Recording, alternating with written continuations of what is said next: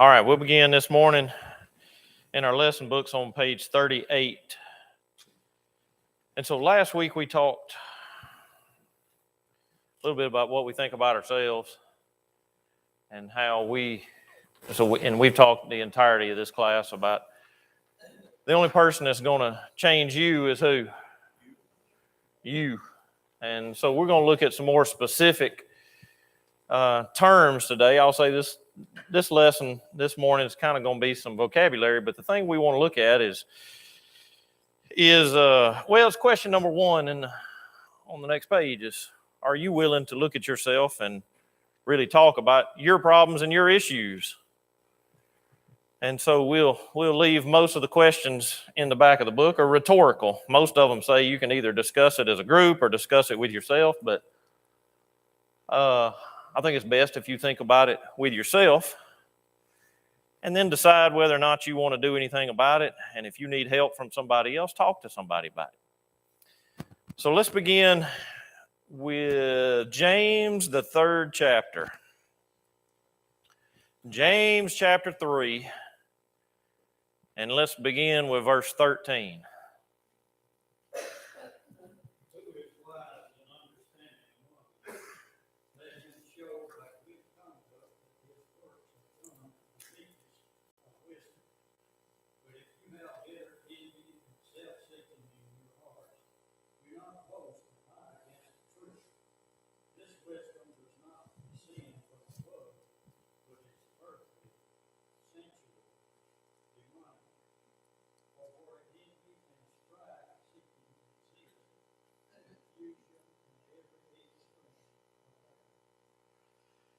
So when you think about some of the things we're going to talk about this morning in this passage, what's the source of these? The writer of the book describes it as sinful attitudes. Where do these attitudes that destroy unity and destroy Christians, where do they come from? All right, envy and self-seeking. Not where? Not from above or not from God. So if it's not from God, where did it come from? From man or from the devil. Okay? So when we look at these things, that's why I think it's important for us to look at them individually and us to examine ourselves individually. Because, again, dealing with congregational problems, maybe you've never experienced it, but people can walk in every time you meet, every time you have a get-together, anytime you do what? And you never know what's truly where. What's going on in their mind? What's going on in their heart? What do they really think about you? Until either their fruits reveal it or you get into a disagreement with them. And when you get into disagreements with people, what do they have a tendency to do at that point? What's a term we use? If you were a dump truck, what would you do? Unload on you. Anybody had that happen to them?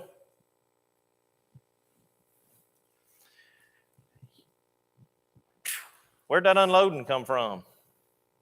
You know, sometimes it's easy. I don't like big trucks. I like little trucks because those loads are small enough that you can do what? You can handle it. At least in one day, you can handle a small truckload in a day. You get a big truckload, and they dump it all on you. What's it do? Well, it buries you, doesn't it? Or it can. How many of you ever deal with digging ditches? I know that's an old analogy. Who's ever dug a ditch? Does anybody know how deep a ditch can go before you're supposed to shore up the walls? How deep in the ground can you go before you have to worry about it caving in on you? A little bit less. It's 4 feet. If you go any deeper than 4 feet, so 4 feet. Some of y'all, 4 feet. 4 feet. Why are you worried about 4 feet of dirt caving in on you? Or more than 4 feet of caving in on you? It'll smother you. It'll bury you. Right? All right. So then what starts happening when you start trying to dig them up and you're in unstable ground? You dig a hole, what starts happening? It keeps falling in. You dig a little deeper, and then it falls in again. Then it falls in again. And honestly, people who are up to 4 feet, they can lose their extremities because it'll cut off blood supply. It puts pressure on you. And people lose their feet, lose their toes because it'll cut off blood supply. You don't think about it doing just a little bit of damage, right? You may be able to breathe and you may be able to get out, assuming somebody eventually digs you out. But it does damage, right? When something unloads on you, it does damage. And I think when you read this passage here in James, it gets directly to the individual, right? Because who controls whether or not they let these bad attitudes creep in? All right? Who's got to do something about it when they're there? Same me, same person. So when we talk about identifying and sinful attitudes, I'm not trying to water down what's in the book here, but does everybody agree that something that might start off fairly simple can become sinful? I said simple into sinful. So sometimes when they are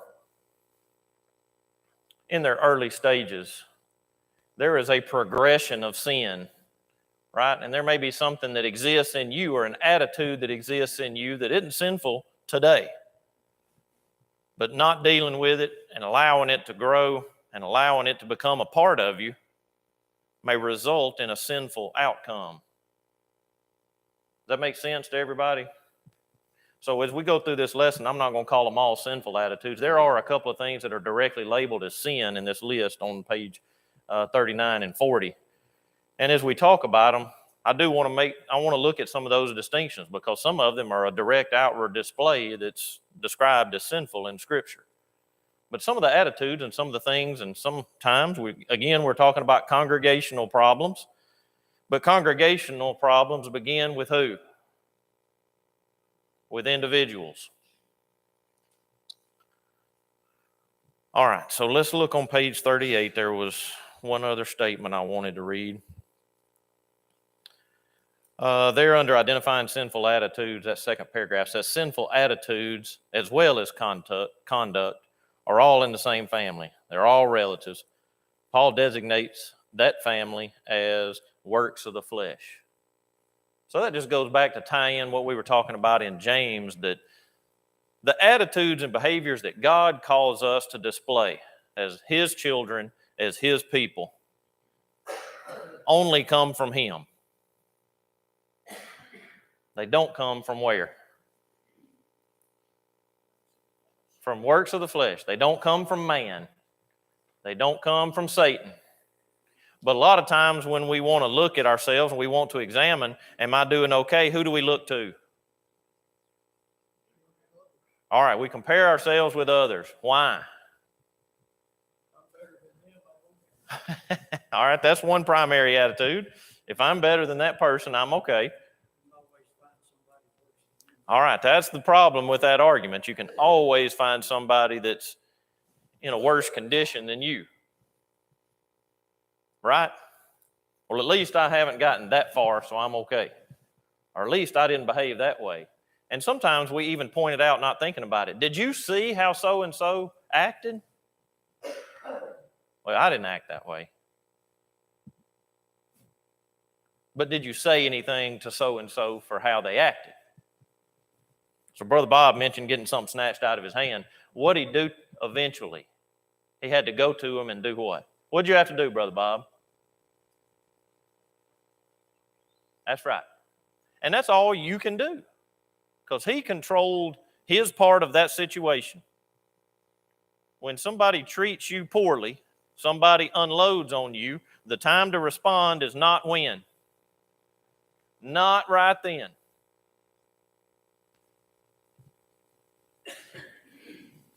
Fail all the time. You know why? Anybody got any ideas why I fail?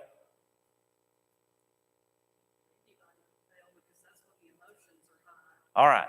So that's what we talked about last week, right? When I respond emotionally, and in this context of today's lesson, I'll say rather than biblically. Right? Now, there were times when even the Lord, he got angry with certain situations, but he didn't sin. And we're not studying that this morning. But there is a way to control yourself and to control your temper and to control yourself if you practice how to respond. And so when you look at when those things become sinful, that's for you to decide. How many of you talk to other people when you have a bad day or when you have a bad situation pop up? All right. How many of you talk to other people about bad situations that happened in the congregation?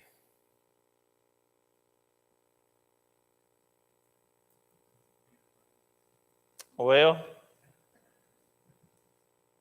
but do we? I would say everybody. Now, I say how everybody talks to each other about something that happens in the congregation makes a difference, doesn't it? All right.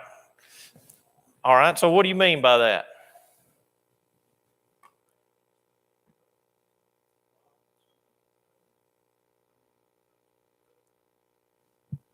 All right, so the tendency is in the congregation specifically is not to talk to who? To not talk to the person who did what, Beth? All right, that you've got any kind of resolution that needs to be made, whether it's real or not. Mm-hmm. Well, when you are talking to somebody else, you are backbiting. I mean, directly backbiting when you talk to somebody else about that. But our tendency is, and I think we get that from the world, is not to go to the person that we've got the problem with, but to talk to other people about it. Because we want support in what? In what we believe, in the way I think, and whether or not I'm right or wrong.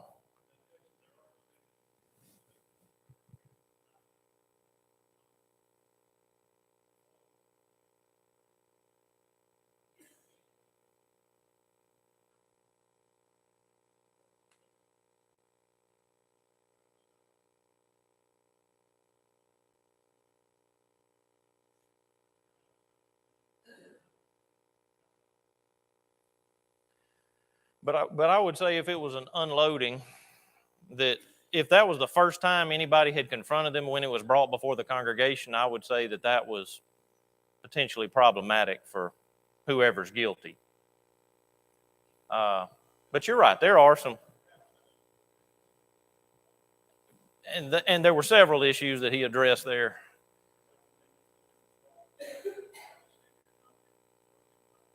Right. Yeah. And they were accepting it, and the word had gotten back to him. They were. Right.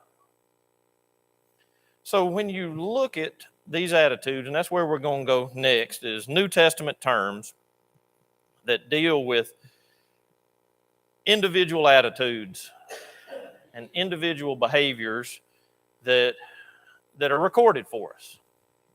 So as we go through these, I'm not going to highlight anyone in particular, but if you have a comment about one or have something you want to say, just raise your hand and I'll address it.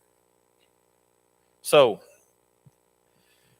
and these are prideful attitudes first. And this is not a word that we understand, but biblically, factious. Name some people that were factious in the New Testament. Diotrephes was, but groups of people. All right, Corinthians were factious. There were factions among them, right? There were fractures. So when you look at the definition, they have self-seeking ambition, and they want to have followers.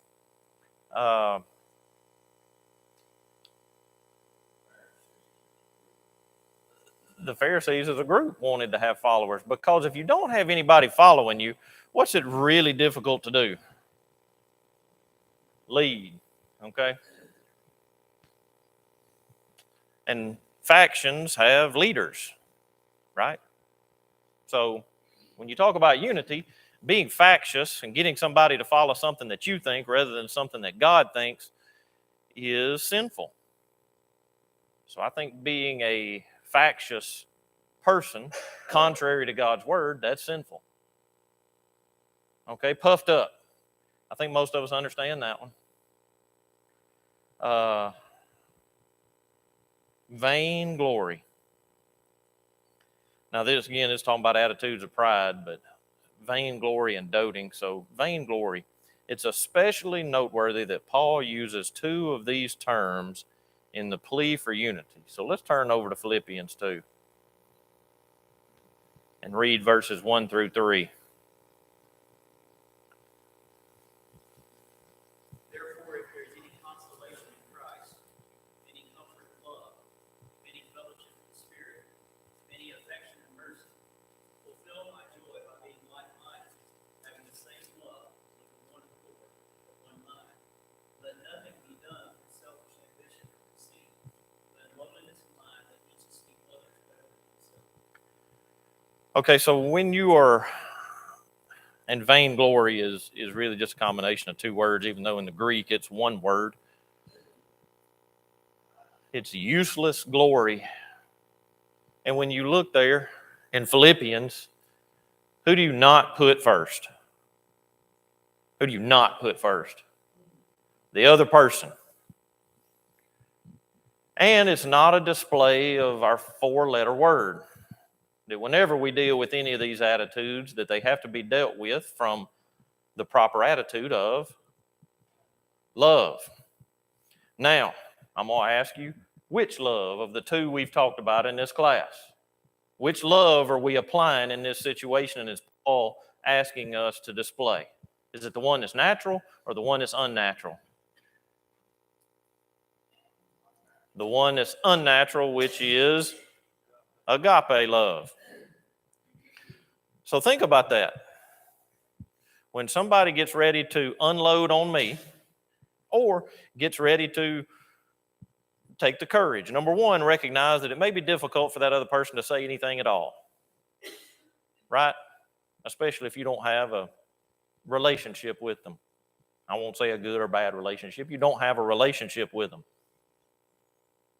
And then they point something out that is personal, right? Something that you may be aware of, but you've decided not to do anything about. How do you respond? And when do you respond? And let me offer this as well. It doesn't matter whether they came to you in love or not. I would hope that they would, because that means that they care enough about you to get you to change or ask you to change. But if somebody points something out that you realize is valid, what are you going to do with it? Do what? Now, Dickie, I didn't ask what you're going to do. I said, how should you? All right.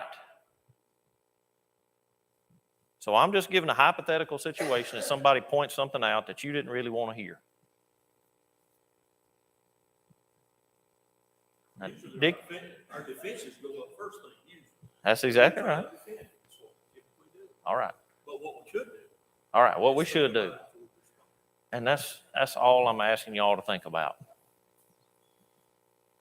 So why do our defenses go up first? Go ahead, Don.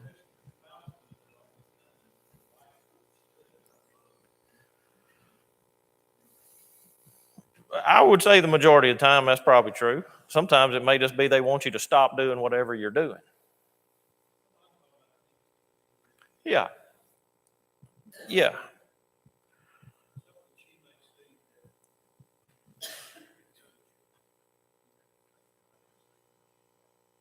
Why is it accepted from a spouse. All right. All right. So what do you know at that point? So there's a reason I pointed out that you may or may not have a relationship with that person. All right. You know that the intent that they have is there because you have a relationship and it's somebody that you've dealt with. So when it comes to unity in the congregation, sometimes what do we not know?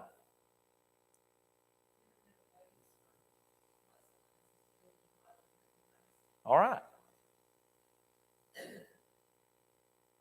So I'm going to back up to the first lesson we had. I turned around and I said, y'all pick a place to sit and sit together. You know why? Anybody got any idea why? I didn't tell you why. Give me an idea why you think I asked you to sit together. All right, you're probably going to sit by somebody different. And then if you keep sitting in the same place week after week after week, what are you probably going to do to them when you walk in? Speak to them. And at least get comfortable with sitting beside somebody that you're not used to sitting beside.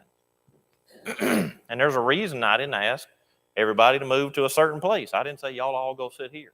I said y'all pick a place to go sit because it had to be whose choice? It had to be your choice. It's not anything that I asked you to do. It's not really anything the Lord asked you to do, sitting together in Bible class. But there is a simple admission that some are willing to do it and some what? Aren't.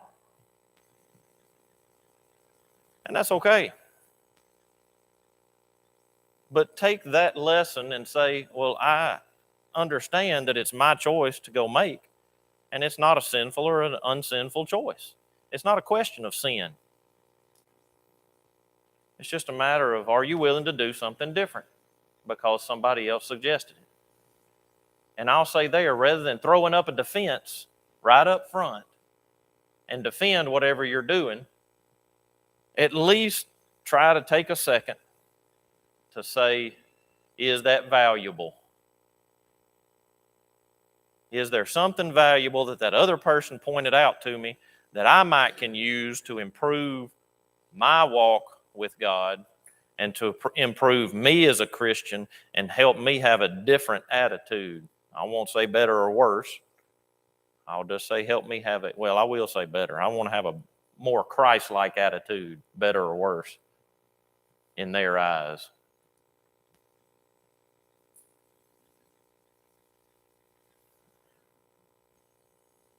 All right, inner feelings and attitudes is the next section. This one gets a little more personal because some of those other ones are things that you can see in groups of people, especially when it gets into factions and vainglory, and because usually that's a more group setting. These are more very directly individual. Jealousy.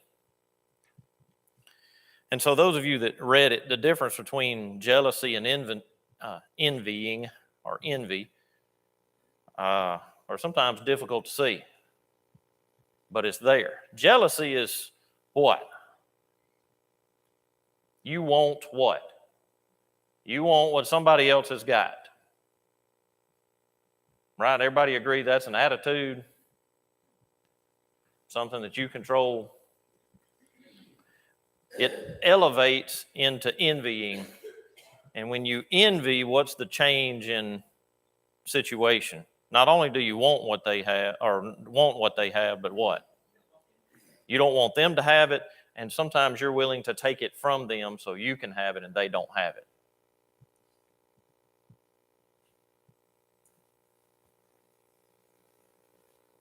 The example we used with toddlers, and I don't think it's a conscious attitude, but it is an attitude. When you see something you want, you do what? Are they jealous or envious? They're envious. because they've taken it from the other person. They do not want that other person to have it, because when mama or daddy or whoever goes and takes it away from the person that snatched it and hands it back to the other one, what's the envious child do? Well, they cry, pitch a fit, and usually they try to do what again? They try to take it back again. Now again, I'm not saying that there's any sin in that situation. It's just a very simple illustration of the difference between jealousy and envy. Because some children who display jealousy will simply do what? With that toy or with that food or whatever it is. They'll stare at it. And they'll keep looking at it and keep watching somebody else play with it. You know, and you'll see them, and then they'll look over and, you know, look back, and dogs do the same thing, right? They know they're not supposed to do it, but they'll look over there at it, and then they'll look back and look at you, and because they know they're not supposed to do it, but they still want what? They still want whatever it is. Okay? That's a maturing process. To eliminate these, you got to quit thinking about, well, what? Just because they've got it, what? And sometimes if you want to say, good for you that you got it. I'm glad that you've got it. I don't need it. I don't want it.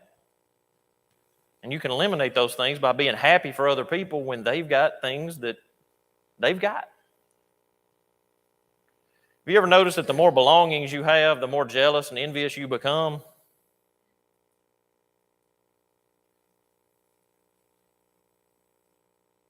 There used to be a phrase, keeping up with who? Where do you think that phrase was rooted? In one of those two words, right? Because as you continue to amass things on this earth, you really set that as your mindset. You really can't get enough things, right? Ultimately. They're never satisfied. Okay? Evil, suspicion, anger, and malice. I'm going to lump all three of those together. All right, we've talked a lot about evil suspicion when we talked about the word impugn, when we talked about your displaying something that you think on somebody else, whether that's in their mind or not.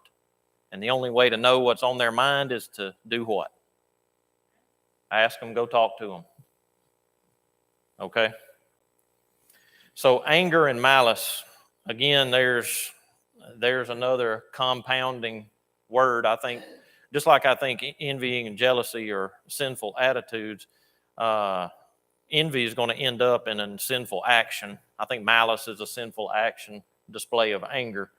So when you look at malice, and the only thing I want to read out of that, it says, this heart attitude often shows up in Christians, not always in outright abusive language, but in hidden barbs and veiled insinuations. Let me give you a practical example. Anybody got any idea what the inside of a snake's mouth looks like? Daddy does. A snake's mouth. What happens when it touches you and you try to pull it off? All right, the snake comes with it. Because their teeth are really, they got a couple that might point straight or forward or straight down, fangs we call them. But the rest of them are kind of pointed backwards. So that when something gets in there and it tries to get out, it can't. Hidden barbs. Because we say something, it may seem fairly harmless or fairly simple, but it's got a hidden meaning, right? Jabs, slights. Those words we use today that you know are embedded there in malice. Hidden barbs and veiled insinuations. All right, backhanded compliments. Sometimes you can simply say, well, just clarify that for me. What are you really asking? What are we really talking about here when you pick up on something like that? It's okay to hit the pause button and say, wait a minute. Because typically we won't say anything, but something in our brain says, Well, that wasn't just right. Or the tone of the situation changed. Anybody ever felt that before? Observed it? Known what's going on and dealt with it or didn't deal with it? Whew, this world's eat up with it, isn't it? And I'm glad we're past this election cycle, but it'll come up again in another year and another year and another year. What starts happening with these? You see a lot of display of malice when you get into those situations, right? Well, you do see displays of malice, but a lot of times you just flat outright just say whatever you think and make it the truth, right? That's just flat out lying. We just flat out lie about other people because we want something that they've got, or I don't know what the motives in politics are, but all right, I don't want to talk about politics. Passions and bitterness.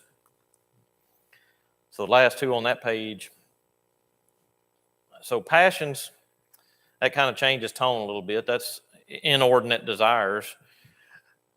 But a lot of times, do you think people have thoughts that are passions that aren't sinful?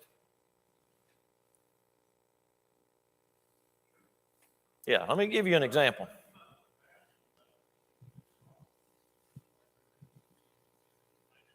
Right.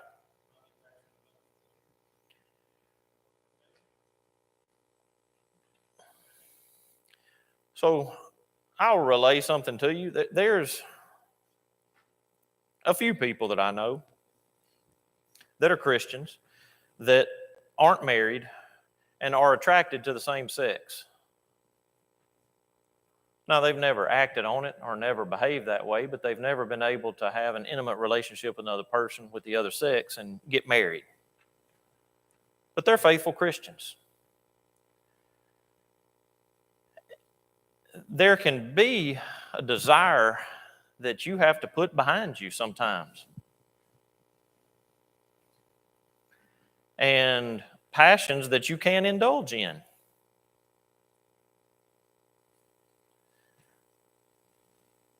And it never, at this point in their lives, as far as I know, has never led to a sinful behavior. And that seems like a fairly extreme example. And that's kind of why I want to talk about the extreme example. When you come back to a situation where it may be something that you're passionate about, a cause or something, can those same type of desires begin to overtake and change your attitude and change your behavior in either way? And a lot of times the way to control those situations when you understand them is to control your environment. All right, and what do I mean by control your environment? Well, you've got to watch what you're listening to on the radio. You've got to watch what you're watching on TV. You've got to watch what you read. You've got to watch what your inputs are so that they don't fuel your passion to become something that's sinful or get into something that's out of control. I think a lot of sinful things, when I talk about them progressing from not sin into sin, because it happens because we don't control our environment. We aren't able to keep our attitudes in check. And they continue to progress, and we continue to feed it or fuel it, and then we get into a situation where it's out of control. All right? Bitterness, I think, is fairly plain. How many people know a bitter person?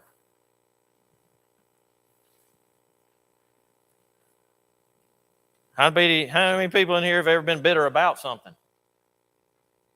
How many of y'all have been bitter about something that didn't make a difference in the world?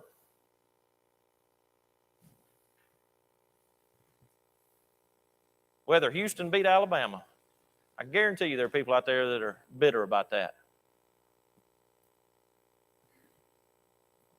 Doesn't make a difference in the world.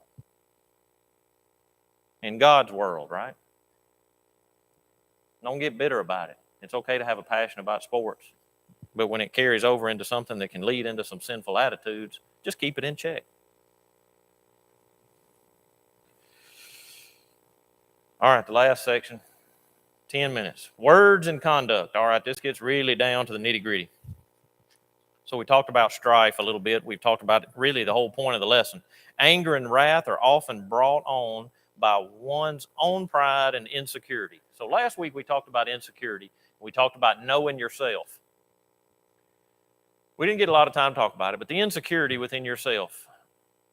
The hardest thing for me to accept is when something that an attitude or behavior that I'm aware of and that I'm trying to work on and I'm failing and somebody else points it out to me.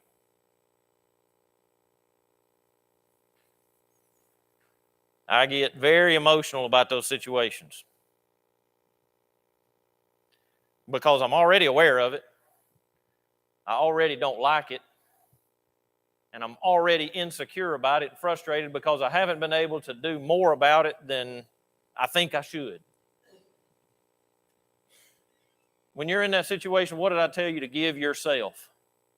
Or be what with yourself? Anybody remember? Patient. Be patient with yourself.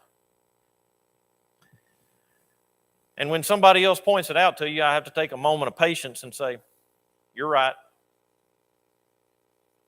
You can say thank you, or you can say what else? Say, I'm aware of it. I'm working on it.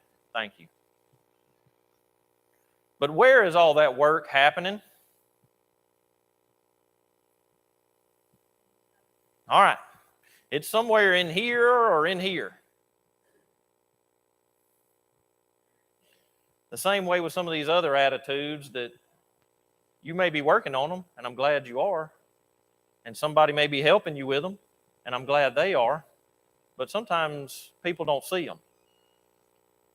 It takes time. And that's what patience rolls into. It takes time for you to really see the fruit of that labor.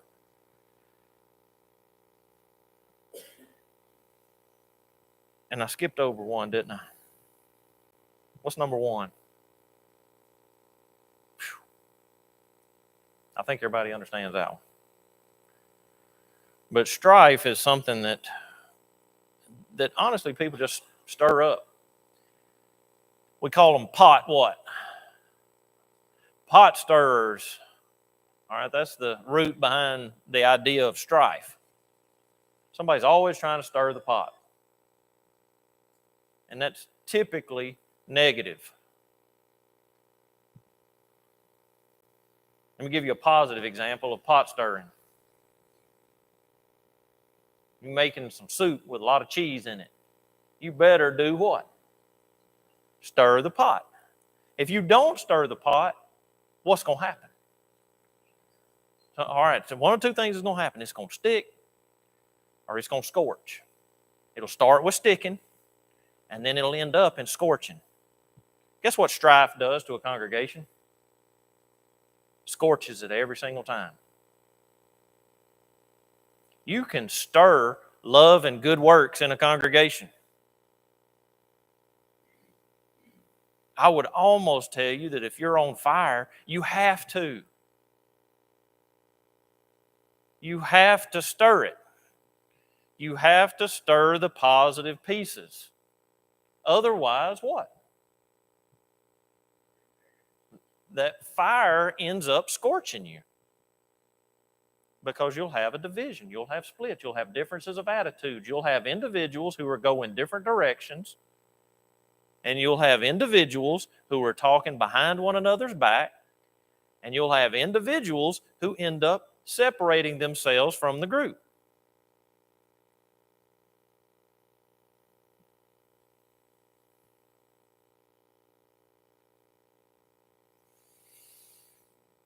Backbiting and whispering. We touched on that a little bit already. Whisperings are described in the Old Testament as tasty trifles that go down to the innermost belly and then do what? They turn bitter. So you back up to bitterness and you look at backbiting and whispering, so you may think it's harmless. You may think it's simple. You may think it's easy to stop. Brethren, you're wrong if you think that. And I have to check myself anytime I make a comment about another person. I have a sermon specifically on gossip, and the main thrust of that sermon is you have to evaluate whether it's helpful or whether it's hurtful. Now you think about that. Anything that you've got to say about somebody else, is it helpful or is it hurtful? And if you can really back up and ask that question and ask before you say it, that question before every comment, hopefully, if you find out it's hurtful, you'll start working on self-control and keep it up here instead of letting it get here. Because hurtful comments don't just hurt other people. They hurt who? They hurt you. Because that tasty trifle that's bitter is not in their stomach. It's in my stomach. And it's gone bitter in my stomach. And I'm the bitter person. So even though our typical discussion of those type things are outward, how does it affect other people? You're the one with the problem. That goes back to last week's lesson. Identifying bad behaviors, bad attitude, facts about you, behaviors that you possess. Then once you've identified them, how do you work on doing something about it? That's where the rubber meets the road with that kind of stuff. Once you've identified it and you know it's there and you're ready to work on it, and then you start working on it.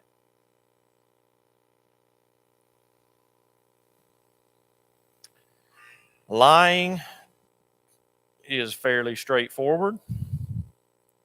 Wranglings is another one, comes out of constant friction or mutual irritations. Is a burr where? Under your saddle. Now, how many people have horses today? How many people in this room have actually sat on a saddle? That's good. Let me put a cockaburr in your car seat and let you sit on it and ride wherever you want to ride for a few minutes. What do you want gone before you get out of the driveway? You want that burr gone. Because every time you shift, every time you move, what's it do? It pokes a new spot. And it's going to continue to irritate, and eventually once it irritates the surface of the skin, then the skin gets what? It gets raw. Then when the skin's raw and somebody touches it, what happens? Whew. It ain't anything good. Wranglings. Tumults. Now that's a word we absolutely don't use anymore, but it is a scriptural term. The disorder which comes from constant disturbances, which I think those two are very similar. In today's society, people have told us to get used to change. Change is constant. And I would say in a global sense that things are going to change constantly. But when I think about this word, when I think about tumults, it's something that's constantly changing direction. Unity comes where? Where's unity come from? The only place it comes from. The Word of God, what never changes. The Word of God. If you want to eliminate that from your life, get in the Word a little more. It's not going to change. You can at least rest easy that tumults won't arise when you're focused in the Word. Now, these last two are divided conditions. So these are really the results of some of these individuals. And I said we were going to touch them real quick. So how does it show up in a congregation? And I'm going to tell you that if these are already there, that you're not going to eliminate it until you back up to the individual. That makes sense to everybody? If you're in a congregation and you're here with divisions and sects, there's a whole lot wrong, and it's been going on for quite some time that has to be addressed before these will disappear. The only way these disappear like that is when what happens? A split. People leave either the Lord or the work. And what have we got to be cautious of if those people leave the work? Number one, we've got to ask, okay, it's not who's on the right side. It's what about them and what about me? Okay, there's always two questions. There's always two sides of an argument. When divisions happen, did we do enough? And did they do enough? And then how did we deal with our relationships, which is the whole thrust of this study. So again, I'm going to say it. If you're here, we've missed some teaching and some instruction from God, which is why we're studying these things, why I wanted to study these things in the congregation. But again, remember where I told you I started? Why did I pick up this book? For myself. I didn't pick it up for the congregation. I picked it up for myself. Okay? Divisions. Go ahead, brother man. It is. Go ahead.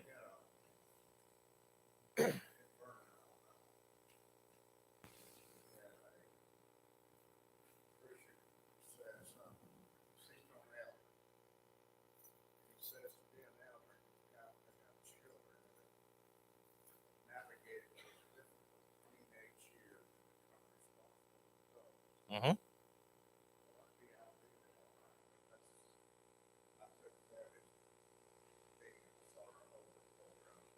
Yeah. And we can misapply those scriptures.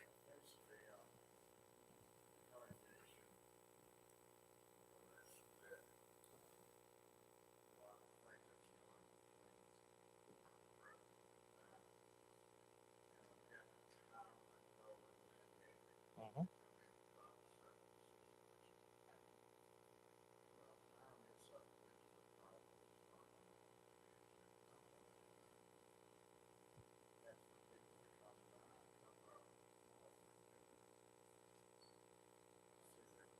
Mm-hmm.